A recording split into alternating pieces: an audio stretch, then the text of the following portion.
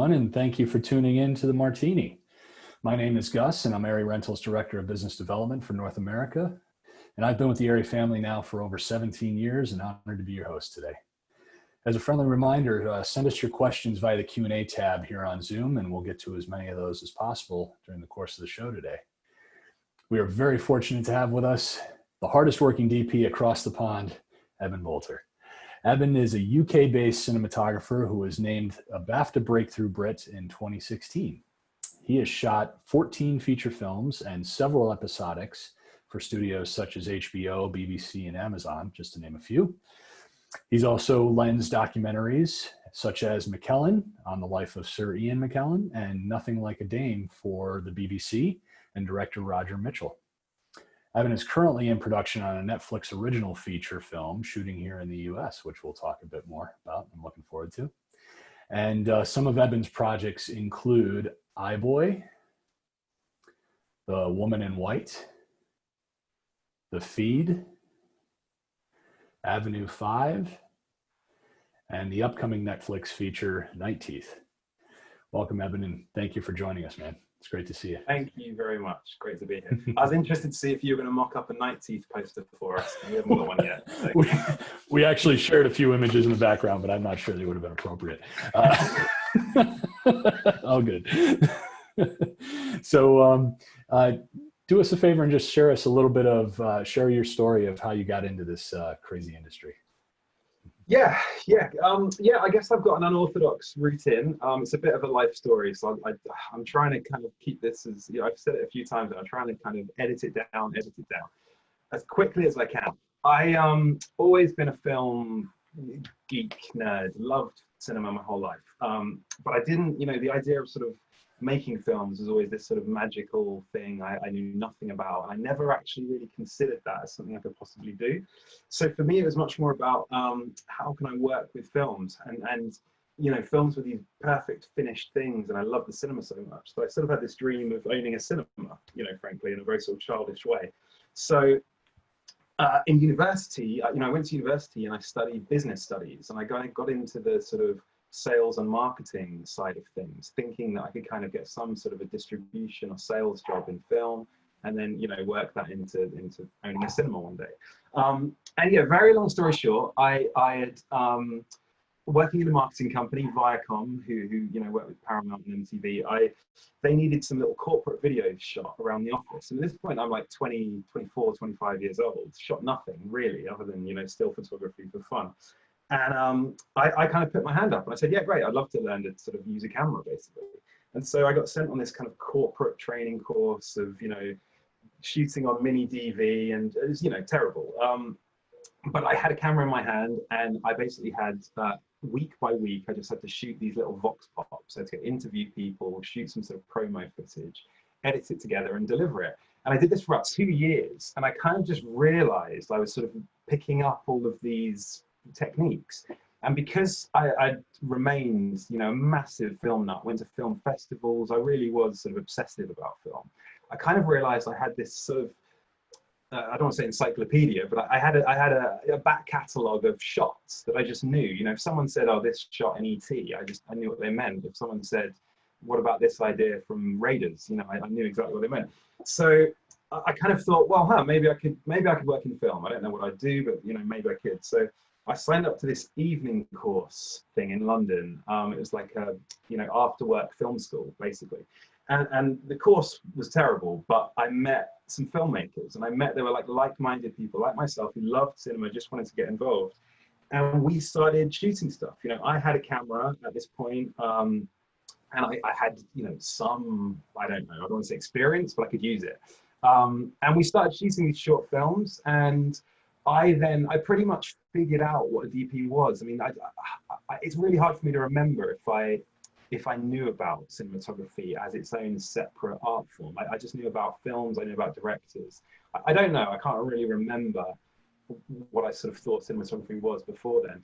But I pretty much figured it out on the job. And but at this point I was consuming, reading every book I could on cinematography, watching making of, just consuming, and shooting.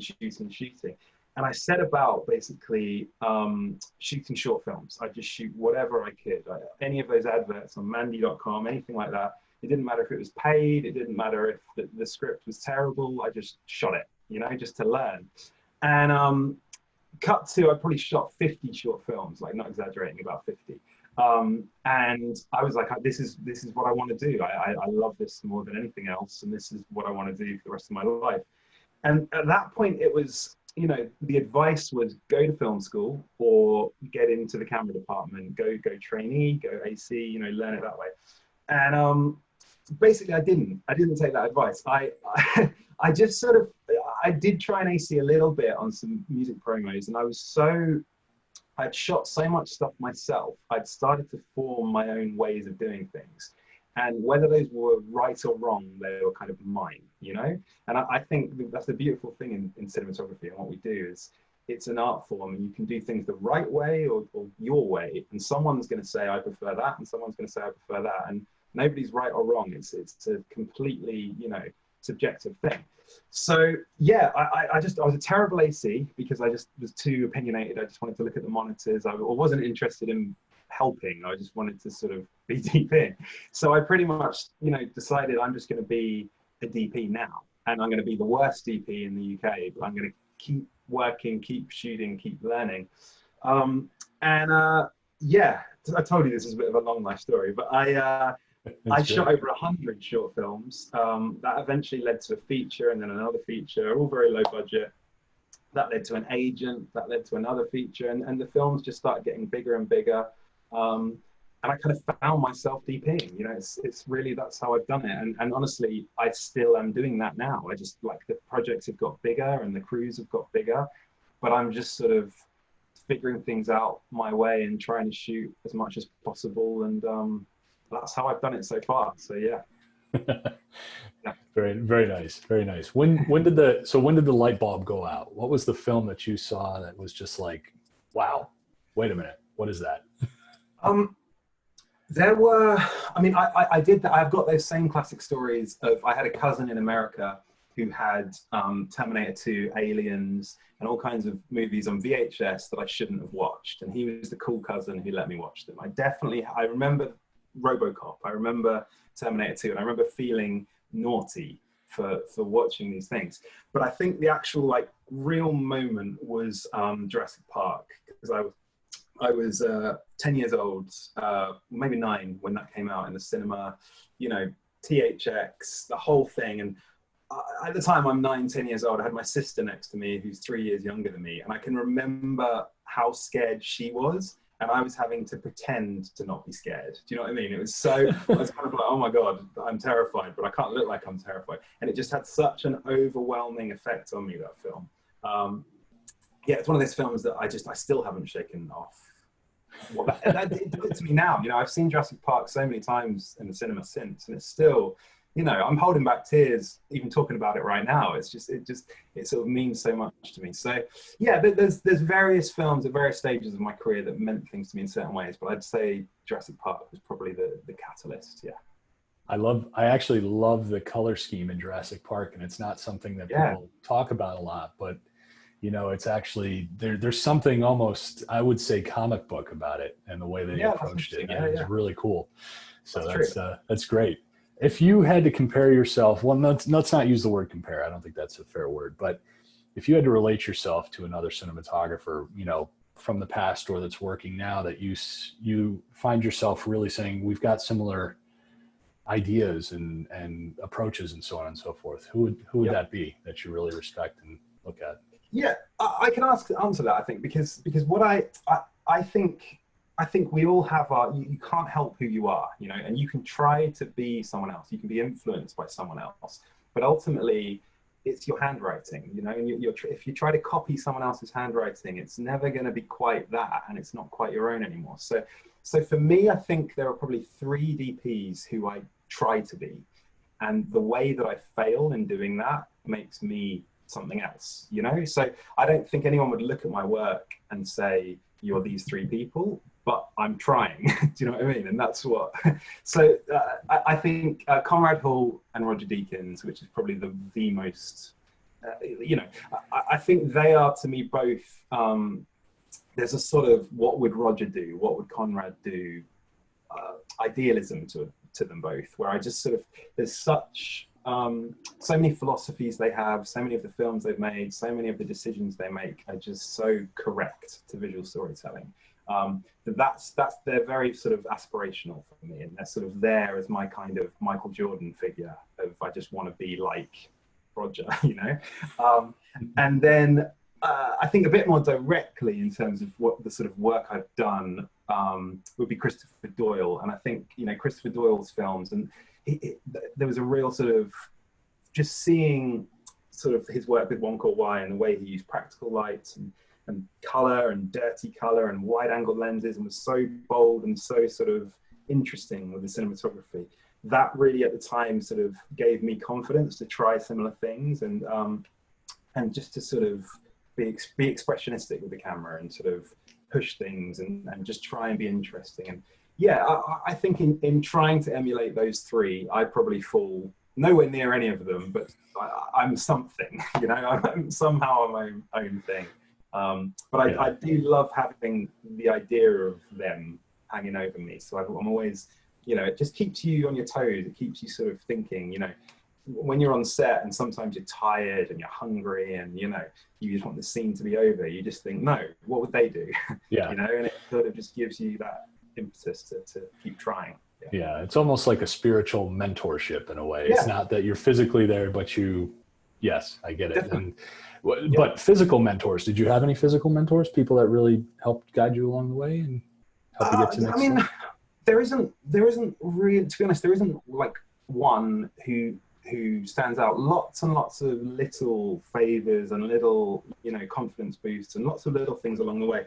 It's actually more recently I've started, since becoming a member of the BSC, and you know, meeting a lot of my heroes, people like Seamus McGarvey, Remy Adafarason, some of those sorts of people. They now they know me, they're aware of my work, and I can talk to them very honestly about my work, and they give feedback, and that's just unbelievably, you know, useful, humbling. It's incredible.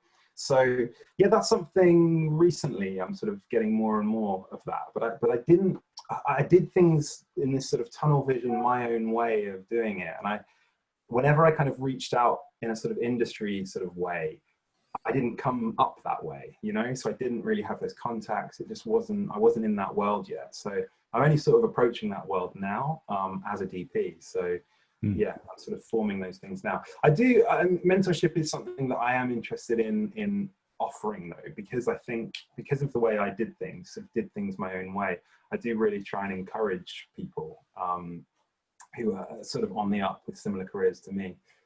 So that is something I'm sort of proactive in as well. Very cool. And I'm kind of guessing I know the answer to this already, but I like to ask it anyways. And that's, you know, do you find yourself gravitating towards camera or lighting more? I mean, you spoke about grabbing the camera and just going with it. But now that you're in this this new position in a way, what are you most focused on? It's interesting. Yeah, I mean, I'm sort of re-establishing that right now, because to me, again, like operating was a huge part of what I used to do. I used to love the sort of intimacy of being close with actors and finding these little verite moments and just being bold, and, you know, that was how I came up. But recently, you know, joining the union, working in America, and working with operators, you very quickly realize just how incredibly liberating it is to work with a great operator who will take on all your notes, take on everything that you want, give you that little bit more, and also deal with all the housekeeping, deal with little issues around set, little issues with camera, little thing, you know, all the sort of business of getting the shot, they completely liberate you from. So it does sort of put you a bit more behind the monitor, a bit more next to the director, and focusing more on the lighting. And particularly with, you know, jobs like Avenue 5, where I had 4 cameras most of the time, cross shooting, it's all about lighting at that point. So yeah, I mean, I think I'm just sort of triangulating, you know, lighting, camera movement, and composition, and I'm just always trying to sort of tell that visual story by whatever's most appropriate in the moment. So yeah, becoming more and more lighting. That's the short version. Very good. How about testing? What do you do when you're starting a project? Do you do a lot of testing? Yeah, I do. Yeah, every project I think is its own new thing, and I think you need, you can come into testing thinking I'm going to be on this camera with these lenses. You just get a hunch that I'm pretty sure that's what it's going to be. But usually you're working with a director and you've talked about references and you've talked about things, but until you really have that image up on the monitor, it's actually hard to kind of make these definitive things. You can say, okay, we're going to be anamorphic, but you still want to look at a spherical crop and sort of talk about the pros and cons, talk about close focus, talk about flexibility, the weight, and all of these things. So I think testing is a really useful process with the director, actually, for a sort of bonding process with the director, because quite often on set, in the test, it'll be, oh, what was that lens? I quite like that one. And you put that on and let's try a close up on that lens. And you end up on a 21 mil about a foot away from someone's face on a Summilux, and it's kind of like, wow, I mean, that's, this isn't what we talked about, but that's something. So let's consider that. And then I like to take testing further. I mean, to be honest, I do quite a lot of testing. Once we know what our camera lenses are, I always want to have some sort of a pre-shoot, whether that's pre-lighting a set or even just, costume makeup tests with actors in a studio, just something so we can really sort of look at something all together and talk about it. And then I like to work with LUTs as well. So I like to work with a colorist to create a show look, a film LUT for the show, so that when we're there on day one offering up that first shot, I can kind of stand behind it and say, that's our film, that's our TV series. And there's no sort of hiding. There's no, oh, is this going to be like this? Are we going to fix something? Are we going to change it in the grade? I like to sort of, everyone's been involved in testing, everyone's seen everything, and you just know everyone's kind of excited about what you're doing. So when that first shot's there on the monitor, you're already moving on, you're not sort of stopping and wait a minute, what's this? What's the anamorphic doing on the edges? It's, so testing's really important to me, Yeah. Have you ever been like surprised going into something saying, I really think this is where we're going to go, and then during testing find yourself on the completely opposite end of the spectrum? Let me think. There was one, I did a series for Amazon called White Dragon, and that's shooting in Hong Kong. The whole thing's set in Hong Kong, and we'd always talked about this sort of greasy, grungy, colourful, very Christopher Doyle.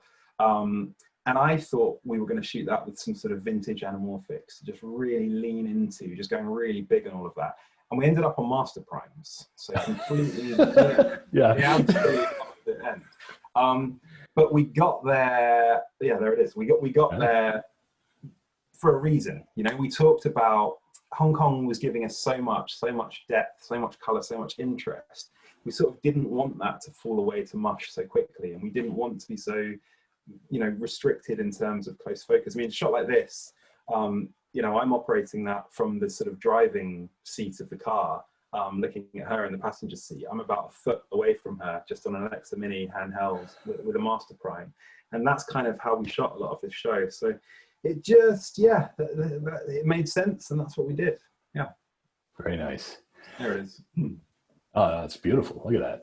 that was wide open. This was a very incredibly romantic moment between the two characters, and this was where, actually, contrary to what I just said, we wanted Hong Kong to fall away. We wanted it to just become, this, completely out of focus backdrop, really centering the characters. So I'm pretty sure that's wide open, T1.3 master prime. Very nice. Yeah. And can we talk about film and digital for a little bit? Because sure. Yeah. I mean, I'm imagining as you were starting your career, it was kind of right at that, digital was starting to kind of come in and people were playing around with it. And bam, the transition happens, and it feels like it was overnight, but at the same time it wasn't. So it's a little bit, but I'd like to hear your perspective on what that experience was like going through that, where we are today. Yeah, well, because I came up the way I did, I came through, like you say, when things were just you know, the red one was around, and I presume D21 or whatever was available on your end. And that camera nobody heard of? Yes. Yeah, No, well, that was that it. That one. Yeah. And even was it the Gemini? Was that what it was called? The Sony, was that, or the Panavision? There was this. There was Viper, and there was a couple of interesting Yeah, that was things in the the F900s. Yeah. It was the one that they shot Apocalypse one. I always forget, it's a massive thing. Anyway, they were around, and film was always this thing I was a bit scared of, because I felt like a phony. I felt like I hadn't kind of come up, and all the films I loved were shot on film. So film was always this thing I was sort of a bit afraid of, but also desired. I really, it became this thing. So I just set about making sure I shot film. So I shot a bit of 8. I moved up and shot some 16 for a music video. There was a short film on 35. Then we went 4x anamorphic 35, and I just sort of I just made myself learn it. So I had that comparison, and I had that in my back pocket. I didn't want to sort of limit anything. If I was on a job and a director said, I really like your work, I want to work with you, I want to shoot on film, have you shot film? I didn't want to say no, I just thought that would be an awful thing. So I love shooting on film, and I continue to try to shoot on film. I think it has to be for the right project. It has to be for the right thing. I mean, quite often my dream scenario is to shoot daylight scenes on film and shoot night scenes on digital. Scorsese does that occasionally at the moment. And the main thing, I mean, without getting into the whole versus element, in my opinion, it's as simple as, when you shoot film, your starting point is beautiful. You're starting from a point of, it's beautiful. It does beautiful things with color, does beautiful things with light. It's a beautiful starting point. With digital, I feel like for a long time, we've been trying to shoot the thing and try and make it look like film. So you're sort of transitioning it over here. And that process of transitioning has got easier and easier and easier, to the point now where I've got a LUT and several LUTs. But the film I just shot, we had a LUT that we absolutely loved, that we made in prep. And it looks like film. It just really does. And you look at it on the monitor, and it really feels incredibly close to film. So yeah, I think there are all sorts of pros and cons that everybody's talked to death. But I think it used to be about the starting point. I think you've always been able to make digital look pretty close to film, but that process has got easier and easier and easier. So there are still advantages, there are still disadvantages. It's just got to be about the project. Yeah. How do you deal with some of the challenges we get now from studios mandating, particular formats or particular, capture devices even, that's a big challenge for people. Yeah, I mean, I've got to be honest, I've been really lucky, because I've never, I haven't been caught out with that. In that, whenever I've had to shoot 4K as a deliverable, I've worked with HBO and Amazon every time that's happened until recently. And they've been incredibly cool about shooting 3.2, 3.4 up-resing, absolutely no problem. So every time I've dealt with that, they've been very understanding, very cool about the whole thing. I did just shoot a Netflix feature that had to be true 4K, and we were lucky to have the mini LF for that, so we were fine.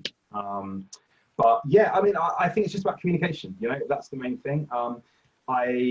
It's great if you can get the director on board with the idea. You don't want to be the sole person in the corner being difficult. You sort of want to have this clear communication where you've come to a creative decision where this is our camera, these are our lenses, this is how we'd like to do it.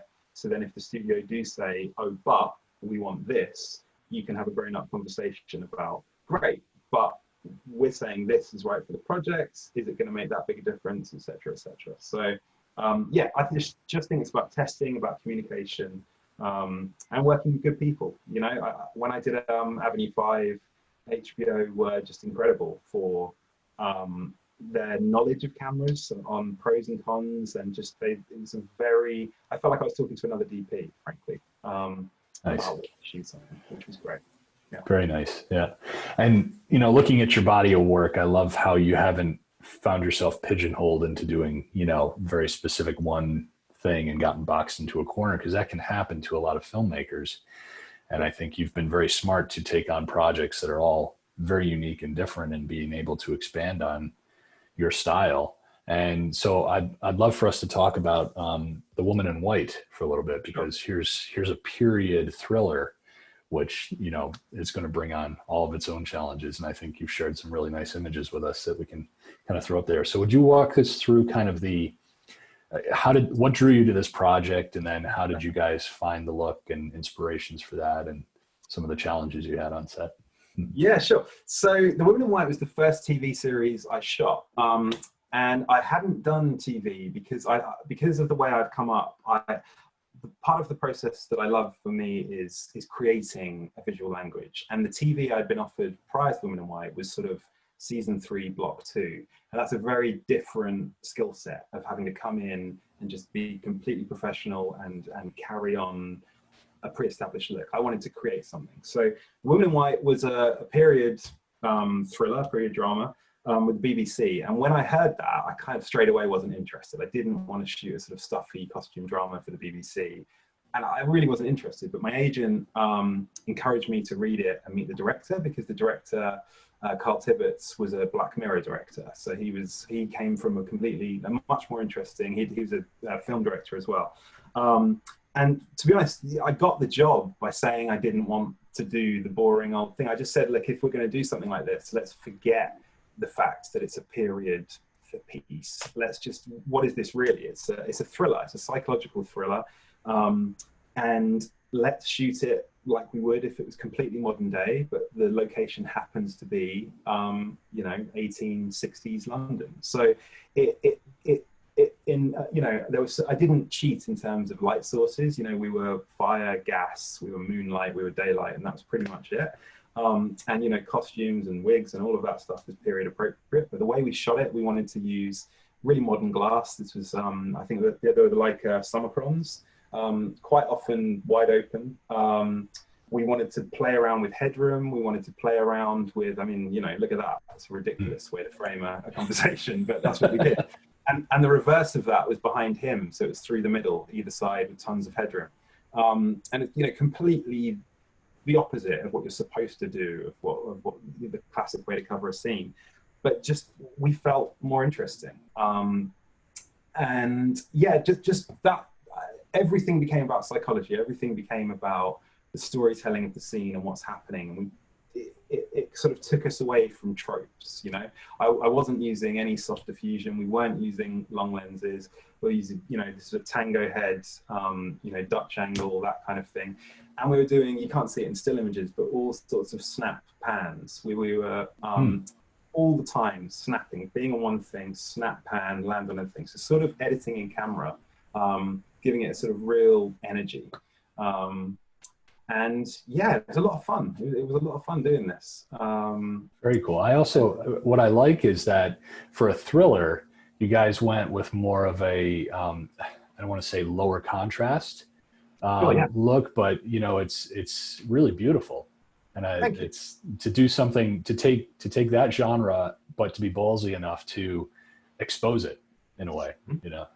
Yeah, the main lighting, I mean, like I said, lighting, I did limit myself to real sources, but I wanted to sort of be bold with darkness in shots like this. And I always tried to have mixed lighting. I never wanted it to be perfect. I never wanted to just have one color temperature. Everything's neutral, everything's perfect. So something like this, the moonlight's that little bit sort of silvery, a little bit of blue, a little bit of green in there, and that offsets against the firelight. And the same thing for the interiors. I made sure that we always had the feeling of warm sun from one window, the sky from another, and then like a warm source, like a candle, even in the daylight sometimes, that kind of thing. So I always made sure there were sort of two colors at play that would be, you know, hitting subjects and just making things a little bit more 3D in a color sense, not just in terms of contrast. Yeah. And was this single camera for the most part? Very much so, yes. Because, I mean, yeah, I operated most of this, you know, obviously not Steadicam. I did have a camera operator who was great, who did various things for me. But this being my first TV job, it's about 5 years ago now, I was still really into operating at that point. So, you know, they couldn't get me off the camera. And to be honest, you know, the boldness of some of the snapping, some of the framing we were doing was sort of so nuts. It doesn't quite come across like this, but I mean, a shot like that is probably a 21 mil, and she's probably, I don't know, 2 feet from the lens. It's a very strange way to shoot, very invasive, frankly, to the actors as well. You know, so often they're looking as close as possible to the matte box to just barely see the actor because we're so close to them. And it just being on the front line with that was useful, being able to reassure the actors that they don't look, you know, all distorted and crazy. And it didn't have to be a three-way conversation about the craziness of the operating. I could just do it and then talk about it with the director. So yeah, it was fun. Yeah. And you said you shot it clean, so you weren't using any filters. You were just letting the lens That's go, right. pretty much. Yeah, so Carl, the director, we had, I'm trying to remember exactly, but yes, we shot it on 3 Leica lenses, the 21, the 29, and the 40. That was it. Wow. So 21 and 29 for wide shots, to be close, you know, really psychological with our actors. Our long lens was the 40 mil. So if ever we sort of had to be over a shoulder and wanted to punch in, or if ever there was a reason to sort of punch, we were on the 40. Then there's a Noxilux, a T 0.95, the Ari Rental London. Well, actually, maybe it's from Germany. I can't remember. But anyway, you guys sourced it for me. Yeah.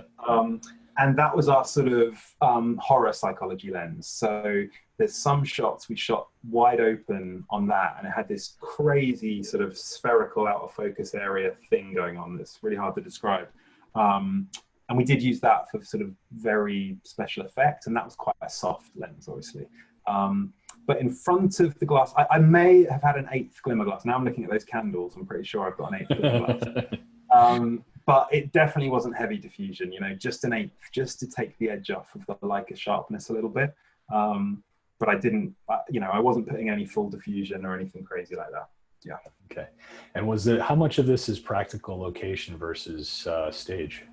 100% practical. Yeah. Wow. Yeah, no studio at all. So a scene like this, actually, I don't know how many shots we've got in a row here, but if you go back one shot, if you're able to do that, there we go. So it's sort of hard to talk it through, but this is a scene where these 2 guys are having a conversation, and it's moonlit night outside. It starts raining halfway through the scene, but at the same time we had a character on the roof, and they're trying to get down to the balcony to listen in on this conversation. So I knew I had to light it. I had to light the room, I had to light the exterior, but in a way where it worked both sides of the line. So from looking out of the window into the guys, from here looking out the window, and on the rooftop for her. So this was built up, it was very complicated, basically. We're up on the 4th floor of a real location. And the director wanted to do a wide shot of the entire building where you could see the scene play out in one window, and you could see the character moving along the roof as well. So I sort of had to light the scene for a massive wide, and it also had to work as we went in and as we went in and as we went in. So this is on the real roof, incredibly high up, with a stunt person. Well, we can't see her face. We also had a kind of mini set on the ground for a couple of the sort of more dangerous stunts, but really it was just built in a kind of car park. It wasn't an actual studio. Wow. And then the complication of the rain machine as well. So we actually had to do rain up at however many, I can't even remember. I mean, it was, I don't know, 80 foot or whatever up in the air. We had to get rain towers up there somehow, and it was difficult. Yeah. Amazing. But I think successful. It's probably one of the sort of scenes I'm most proud of, because as soon as I read it, I was like, okay, this is huge. It's stunts, it's rain, it's moonlight, it's all these things all happening at the same time. And I was it was definitely the hardest scene in the series. But I think very it was cool. Yeah. And just curious, what was your and the director's kind of look inspiration for the film? Did you guys reference anything in particular? Was it paintings, other films? Is there something you really gravitated towards? Not really. No, because we wanted to do the opposite of the normal period drama. Our references were more what not to do, you know. So we did look at a lot of period work, like beautiful stuff. the Scorsese one comes to mind. Is it called Age of Innocence? Age of Innocence, yeah. Yeah. And beautiful, incredible work, but not at all what we wanted to do. And we kept on sort of finding the anti-reference, and that just sort of culminated in a thing, and we did it. Yeah. So the one, I think the one thing to give a shout out to is Taboo, which Taboo came out, I think, the weekend we started shooting. So it was Saturday night, BBC One, 9 p.m, Tom Hardy. And the one thing that really did enable me to be was a bit more bold, because Taboo was so incredibly dark. And for BBC One, 9 p.m, you know, the classic thing would be, you've got to be able to see everybody. Everything needs to be really bright. And Taboo came out at just the right time, you know, literally 2 days before we started shooting. And it was like, great, we now have our get out of jail free card, because if ever we get a note saying it's too dark, we can just say, well, what about Taboo? Right. So, yeah, Mark really, DP really, yeah, did me a favor there without knowing it. That's great. Yeah. So you've also shared some amazing images from one of the newest projects you worked on, Avenue 5. And that's, you've taken probably, in my opinion, 2 of the hardest genres to do and merge them. I mean, comedy will tell you, everybody will tell you comedy is the hardest thing to do, hardest thing to write, hardest thing to act, hardest thing to shoot. And then you do sci-fi, which is obviously going to involve visual effects, and that adds a layer of complications on it. So I'd love to spend some time talking about this, because that's quite intriguing. Sure thing. Well, you nailed it. Yeah, that's it. That's why, in a way, that's why I did it, frankly.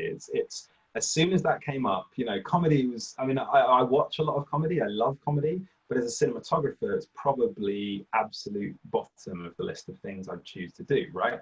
Right. It just is. It's because I think inherently it's the visuals are last, pretty much. You know, it's all about, is it funny? It's performance, it's actors, it's performance, it's writing, and as it should be. That is the most important thing.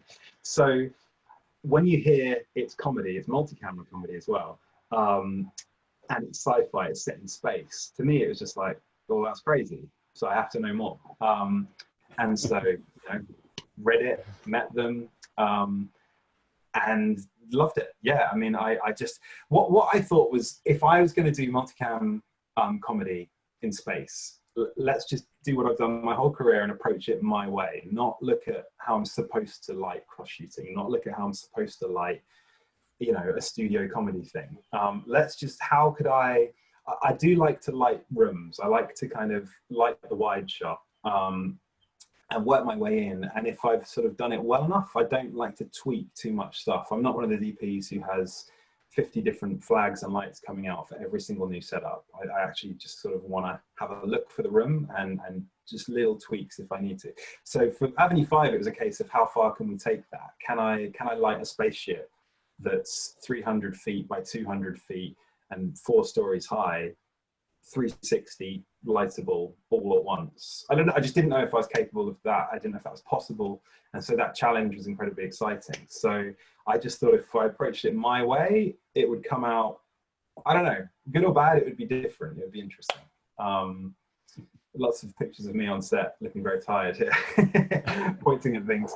But that was the plan. Yeah. And we also, the other, I think, thing we were bold with in Avenue 5 is we talked about sci-fi references, but we didn't we wanted to do something different again. And I think the thing we didn't want to do was sort of desaturated, cold sci-fi. We wanted to do the opposite of that. We wanted to go warm, and we wanted to really explore a real spectrum of color. So I did a color board thing. I can't recall if I gave that to you guys, but there is a color board thing I did that has the one wide shot from every single set or time of day, like lighting setup, and we constantly would update that throughout the shoot. So we'd sort of, it's like zooming right back out on the timeline and just going, okay, we haven't done purple yet, where can we put purple in?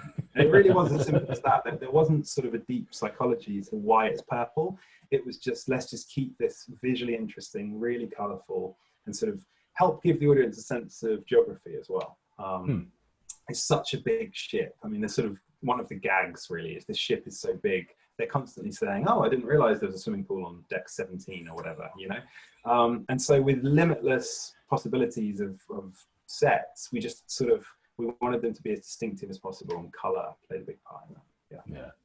And I think what's kind of funny, Color. juxtaposition of that is, here we are talking about Woman in White that was all location, and now you're on Avenue 5, which is, you know, multicam, I'm assuming pretty much all on stage. Yeah. So, yeah, I mean, this is that color thing I was talking about. That's and like I say, 95% stage. The only location work would be, some of it is set on Earth. So anytime we went down to Earth, that kind of suddenly gave us locations. So there were 3 kind of key looks overall. That's the front of the ship up in space. So that's where, you know, the passengers are. That's where it's this sort of vulgar casino type thing. Then you've got the back of the ship, which is a bit more Ridley Scott Alien. It's where the workers are. It's not really supposed to be seen by the public. A bit grungier, a lot more sort of, you know, dirty light fixtures. And then there's Earth as well. And on Earth, the big thing I wanted to bring out was just weather, because in space it's always, you know, it's always black out that window. I didn't have weather to play with. So time of day had to be sort of explained via lighting on the ship. So as soon as we went down to Earth, it would be like, great, 18Ks through every window, tons of atmosphere. Let's just go crazy on weather. Let's get a wind machine on the curtains. Like, we really wanted to sort of bring out the atmosphere of, we are on Earth. This isn't space. So that was that, because it was such a studio job. If we got to go to a location, it was that thing of, oh my God, we don't, like, it's amazing. We don't have to do anything. This isn't, we haven't been building this for a month. It's just free. There's wood and there's windows, and yeah, it was great to sort of to get away. But yeah, mostly a lot of studio, a lot of prep, 6 months prep for that job. Wow. 4 stages with 65 sets, I believe, in the end. So colossally big. And also, I mean, we had so many stages, so many sets, that it did give the writers the ability for, if we sort of in the morning, okay, we're shooting this scene on this set, we could do the rehearsal, and Armando, you know, the showrunner and director, could say, actually, I want to do this on the bridge. And we'd just walk across to the bridge, turn the lights on, let's go. They'd rehearse it again, let's shoot it on the bridge. Great, you know, it really gave so much flexibility. So we could just change things. And how many cameras would you roll on a scene? 4 cameras all the time. Pretty much, yeah. Well, yeah, 4 if we could, but that was it, really. I mean, most of the time we could, you know, we'd start wide-ish, we'd find a nice wide, we'd find an opposing wide, we'd find a long lens wide and a medium lens wide, and just move in and move in and move in. You'd end up cross-shooting twice, so 2 this way, 2 that way, or a couple in profile and cross-shoot here. But because it's comedy, you know, and because Armando is so good with actors, so good with script, things just changed all the time. What was written on the page versus what we shot was sometimes exactly the same, sometimes completely different, sometimes a different set, different lines. You just didn't know what was going to happen. And even if we were happy with the rehearsal and, you know, what's written, he would always say, let's just do one and play around. And that was when, particularly for my operators, for my focus pullers, you just had no idea what was going to happen, because they would play with the dialogue, they would stand up on a table, they would go through a door that we'd never been through, they'd just do anything.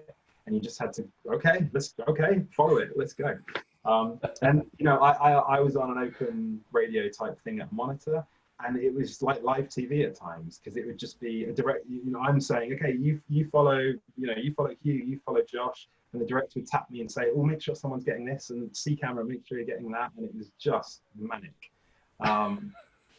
Yeah, that's what it was. A lot of fun. It really was a lot of fun. I mean, like, having not done comedy before, to sort of, you know, drama, we take it very seriously because it means a lot to us. And you do get sort of so into things sometimes, you sort of forget what's happening. And on Avenue 5, it was just a joy to be around those people who were just so funny. Like, I just laughed so much. The outtakes, you know, I got to basically live the outtakes every day. This is interesting because this is the set, so there's no VFX on that at all, so that you can see my lights are in shot. that's pre-VFX, but you can sort of see the scale of the set. And we're only actually looking at about a third of the set there. It's sort of hard to describe, but behind the camera is the same again. And it's 3 stories, working elevators, the whole thing. Yeah. Mind blowing. What I notice is when I visit set, particularly here in America and for TV shows that are multicam, they're on Zooms all day long. Right. And they just use them like variable primes, you know, and it's just, there's not really. So did you find yourself having to approach this like that as well? That's great with the green screen, the green guy still in shot. So I don't like Zooms is the very simple thing. I don't shoot Zooms. I think I want to talk about the psychology of a lens. Why are we on this lens? You know, I don't want to just roll it until it fits the edges. I want to know if I'm moving the camera or if I'm moving the lens, and I want to make those decisions. So we decided on Avenue 5 that everything in space was going to be on primes. So we shot summer chron, it was crons on this. We shot summer crons in space. When we went down to Earth to give it another sort of different flavor, we did jump onto Zooms. I mean, Armando's work on The Thick of It is sort of famous for these punch sort of documentary style Zooms where he just sort of punctuates comedy by bouncing in on things. And we just totally leaned into that on Earth, which was an awful lot of fun. I mean, I think I say I don't like Zooms. I don't like Zooms to just shoot a whole thing on. I really like Zooms if there's a purpose to them. If you are doing a genuine Zoom shot, brilliant, love it. If you're punching in with a comedy Zoom, you know, it's so much fun doing that. You genuinely get adrenaline from it. I mean, I wasn't operating on this, but just vicariously through my operators, you just know they're just waiting for that funny bit, and you just feel it. You really get into sync, and you just punch in, and they land a joke, and you can't beat it. It's a sort of magical thing. So, yeah, that was Zooms were the exception on this, but they were a lot of fun. Yeah. Ah, okay, very cool.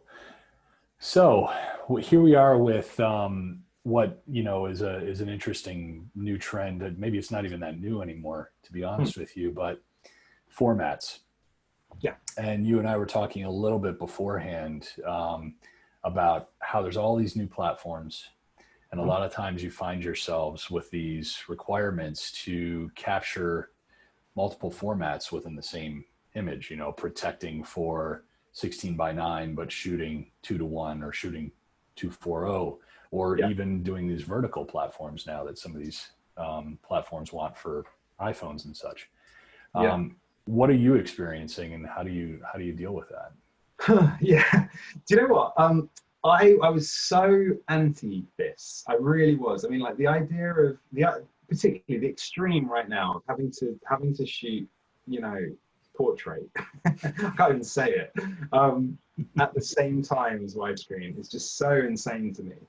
But it's a reality. It's, you know, Instagram. I find myself doing it. You know, I've got recently a daughter, and I'm filming her now on my iPhone in portrait mode, and I'm sort of like, what am I doing? You know. But there's something about the phone and naturalism of the way you look at the phone naturally that it is a reality we've sort of got to deal with. So I'm sort of, and the other thing I was going to say is Dunkirk. Dunkirk was the thing that just blew my mind, because for all of my sort of, oh no, we can't do a 2:1 and a 16:9. Something as minor as that. It's not possible. It's not possible. You know, the framing is so specific. And then you see Nolan, you know, delivering IMAX and 2:39 at the same time, and it was like, okay, well, that's that argument lost. Completely, you can do it. You've just got to be brilliant. So yeah, I've tended to be lucky in that most of the stuff I've had to deliver has been pretty much for one format, mostly. So for Netflix, for example, it is what it is, you know. I'm trying to think, I mean, Avenue 5, we delivered 2:1 for HBO. I believe there was a 16:9 that went out to other regions, but they just took the black bars off. But I sort of had a kind of unofficial agreement that the 2:1 was it. And if there ended up being a boom in shot or a stand, then they'd have to paint it out, because, you know. So I don't know, HBO were cool. We were lucky. So to be honest, yeah, I mean, I'm a bit, a bit traditional and old-fashioned in that the idea of panning and scanning or cropping in and doing that is sort of crazy to me. But I do appreciate the sort of multi-screen universe we live in now. It's a reality, so it's something I'm figuring out like everyone else. That's what I'd say. I think, you know, the Quibi stuff, it's just incredibly impressive that they've tried to do that. I think, you know, I don't think it's a good thing, but I think it's a reality, and to lean into that and give it your best, I do think fair play. That's, you know, I'd never say I want to do it, but it is what it is. Yeah. If you have a moment, if you haven't seen it, there was a film called Waves that came out last year. Oh, I have. Loved it. Which I thought was a really interesting use of format. Beautiful. Yeah. That started off 4:3, then 16:9, then 2:39, and then didn't it go its way back again? Yeah. Yes, exactly. It like, tightened, and just then came out again. And I thought that was really interesting to the psychology of the character. Absolutely. Yeah. And the way that film twists in the middle and becomes, without spoiling it, that there's a sort of protagonist shift, I just thought it was genius. And by the end, I mean, yeah, I loved that movie. It was incredible. Yeah. Good stuff. Okay, so let's talk about your new project, and I'd love to dive into your thoughts on high dynamic range, resolution, and where we're going with all of this. Because your latest project was for Netflix. You've gone to a native 4K capture. You've actually used full frame mini LF, but then you shot anamorphic on top of that. So a lot of things layering and obviously protecting for high dynamic range and dealing with that. So interested to hear how that all's going. Yeah, it was going great. I mean, I was talking to you about it before. It's a real shame it's not out yet. I mean, we had 2 weeks left to shoot. It was a feature film when lockdown happened. So we're going back in about a month to finish that off. But I wish that was out so I could sort of really show that, because we did so many sort of crazy things on this. And like you say, we shot large format on the Mini, but with anamorphic lenses, these new chameleon lenses, which was great. But yeah, to go back to, I think HDR, I'll separate out of that because I think that's different. So HDR, I've done 4 projects in HDR now. I've got an HDR TV myself. I realized this was coming, so I've just got to teach myself and become a sort of mini expert in HDR, and just at least have my own opinion on it. And I think video games were very informative in HDR for me at the beginning, because when there wasn't too much content HDR-wise, video games, there was loads of it. And it was really interesting just to see how people use that high dynamic range for storytelling or not. And my opinion with high dynamic range is that what high dynamic range is all about for me is it's a device to view something on. HDR for me is all about the viewing experience. That's where the HDR lives. You know, the television is now capable of whites that are so bright they'll hurt your eyes, and blacks so dark they're inky black. It's capable of displaying that. So now as cinematographers, we have to sort of decide how we want to remap our work into that world. How do we want our work to look on that TV? And it's possible that we can just say, I want it to be exactly the same as everywhere else. And you can do that, right? But you've also now got this opportunity to kind of use these really bright highlights for storytelling. So I think in the beginning, a few things were just remapping onto HDR, and it kind of looked crazy because every single shot had this full dynamic range, which didn't feel like real life. It didn't look great, in my opinion. So where I've sort of settled with HDR is I was sort of thinking about a film like Lawrence of Arabia, something that's captured a very long time ago and is arguably pretty perfect, you know. And what if Lawrence of Arabia was shot in an HDR world? Well, I think you'd probably shoot it the same way. You'd aspire to do the same thing. So then it's about, okay, well, how would you present it in HDR? And I think it's as simple as you'd want it to look how it looks projected in the cinema. And maybe you've got the ability to, if we're looking directly into the sun, make that sun that little bit brighter because it makes you squint or whatever. You know, if you want, you can use that as like a special effect. But in my opinion, you should sort of hold off on that top end and keep that as a special effect. So when I shoot HDR, I've got a kind of look that I use, where I'm sort of clipping at 70%. So my S-curve stays everything under 70%. So when I think that looks a bit more natural on an HDR monitor.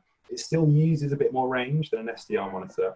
But when I get into the grade, we can start to pick out shots and say, okay, here, when the torch is shone into his eye, let's go up to 100, let's go up to 90, let's make the audience really feel that bright torch.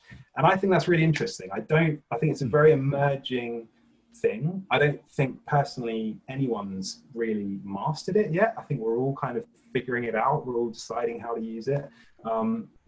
As with most things, I think Deakins has done a really good job of, I just saw the 1917 Dolby Vision version recently, and I thought that was really like beautifully subtle, and then occasionally use those highlights, like I was saying. So yeah, that's my kind of personal philosophy on the whole thing. I don't think anyone's got it yet. I don't think it's an exact thing. But yeah, it's just an opportunity to use or not use to taste. Right. So have you found yourself monitoring in HDR on set? Yeah, I was really lucky on the film for Netflix. We had at the IT station, I had a 32-inch Flanders, I think it was a 2000 nit that we set to 1000 nit monitor. I had an HDR image, I had an SDR image side by side, OLED on the SDR as well. And it was really interesting because I've got my 70% LUT that I use, they never looked completely different. And that was a real kind of eye-opening thing for a lot of people, where they'd heard HDR just looks crazy, like even a bright light bulb can just look crazy.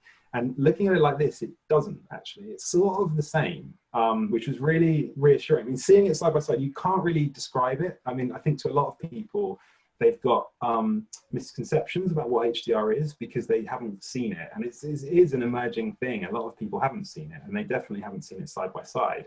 And you kind of can't even imagine it really, because you sort of think, well, my TV's fine. That's the sun and that's black and it's great.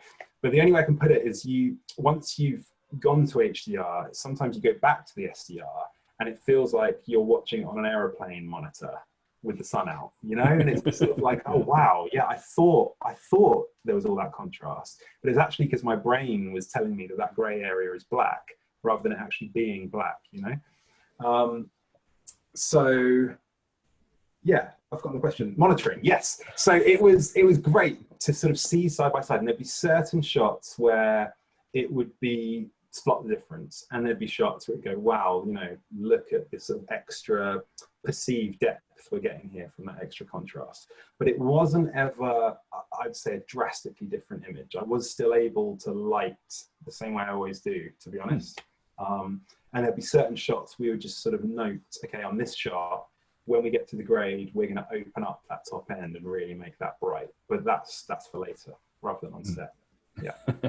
Very cool. Yeah.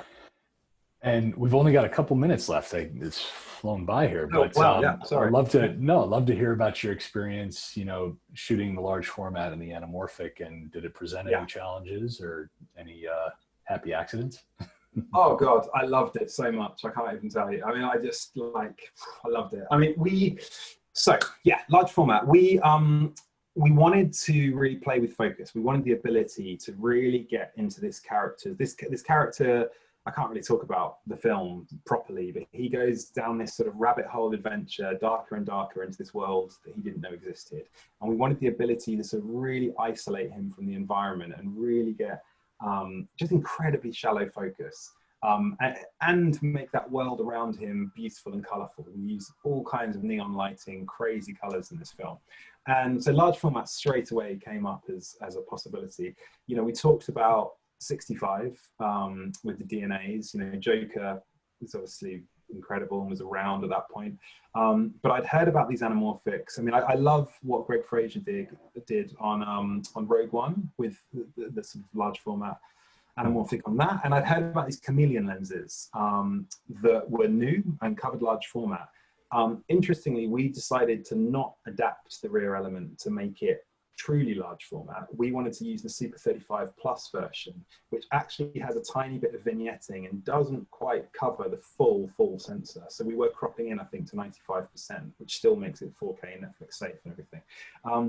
But to have a 75mm lens on the camera that's giving us the field of view of like a 29mm or something insane, but with the benefits of the shallow depth of field and it being anamorphic oval bokeh, it's just absolutely beautiful. So loved it. I mean, and again, I mean, this isn't a lens advert, but I thought that the lenses were so compact, and you know, they're kind of beautiful, modern, master prime-ish in the way that they feel very sort of exacting, and yet they've got the best of, I think, vintage anamorphic properties. So I loved them. I could go on and on.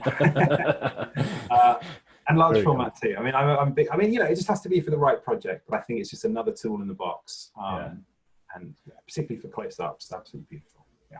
Wow, very nice. And if you had one wish, and you were to be able to choose, okay, here's what I want to do next, what would it be? Good question. What instantly came to mind is a Western.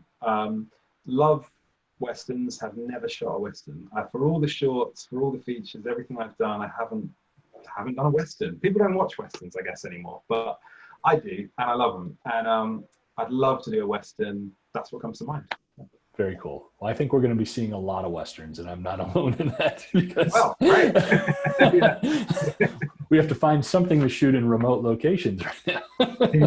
Very true. Yeah, there you go. Yeah. Oh man, that was a lot of fun. Thank you again for joining us. It was Thanks great. so much for having me. Yep. Take care, and hopefully we'll speak soon, or hopefully we'll see each other soon. That would be even better. Yes. Hopefully. Thanks so much, Gus. Thank you. And thank you to everybody that joined us today. Please join us next week. We're going to sit down with DP Zach Cooperstein and talk about his experiences and his projects. And our episodes are available on our website, airyrental.com, where you can also check out all of our unique and exciting products that we offer. And you can follow us on youtube.com/AiryRentalGroup. All right, everyone. Until next time, cheers.